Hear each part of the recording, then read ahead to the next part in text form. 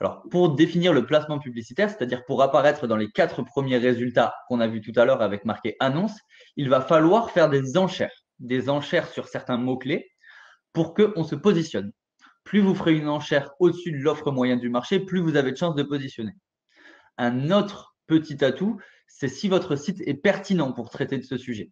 Si votre site n'est pas pertinent pour traiter d'un sujet, je reprends mon exemple de quelqu'un qui chercherait à vendre des piscines mais qui habituellement est menuisier, Google va juger son site peu pertinent pour vendre des piscines.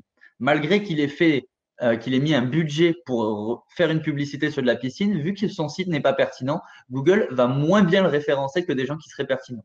Donc toujours faire attention à la cohérence entre les publicités qu'on fait et les produits qu'on vend. D'abord, ça va être de vraiment identifier les mots-clés qui sont pertinents. Pour ça, vous avez un outil gratuit qui est super qui s'appelle Google Trends. Je vais vous montrer en direct. Google Trends, qu'est-ce que c'est? C'est un outil de Google qui va vous permettre de voir comment évolue dans le temps un mot-clé. Imaginons que je fasse du chauffage et de la climatisation. Je me renseigne sur le terme chauffage et je souhaite savoir s'il y a une saisonnalité dans les recherches. Est-ce qu'il y a un moment où les gens le recherchent plus que d'autres?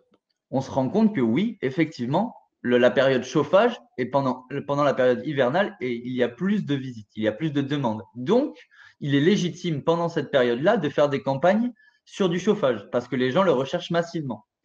On pourrait aussi regarder et comparer par rapport à climatisation, qui sont 2 saisonnalités différentes normalement, et vérifier s'il y a bien 2 saisonnalités. Et en effet, on voit bien qu'il y a 2 saisonnalités et qu'il y a 2 moments où il serait légitime de faire des campagnes publicitaires. À ce moment-là, pour le chauffage, pour la climatisation parce qu'il y a beaucoup de demandes, et à ce moment-là pour le chauffage parce qu'il y a beaucoup de demandes. Aujourd'hui, il y a un phénomène qu'on appelle l'aveuglement publicitaire. En fait, avec l'abondance de publicités qu'on a, on a moins envie de les regarder. On devient aveugle à cette publicité. Et le moyen de barrer cet effet, c'est de proposer de la valeur ajoutée.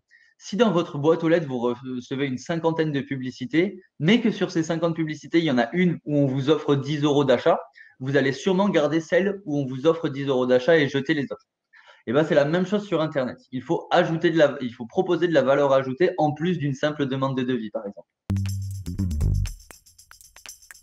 Pour ça, il va falloir créer une page formulaire sur laquelle les prospects vont pouvoir renseigner leurs informations.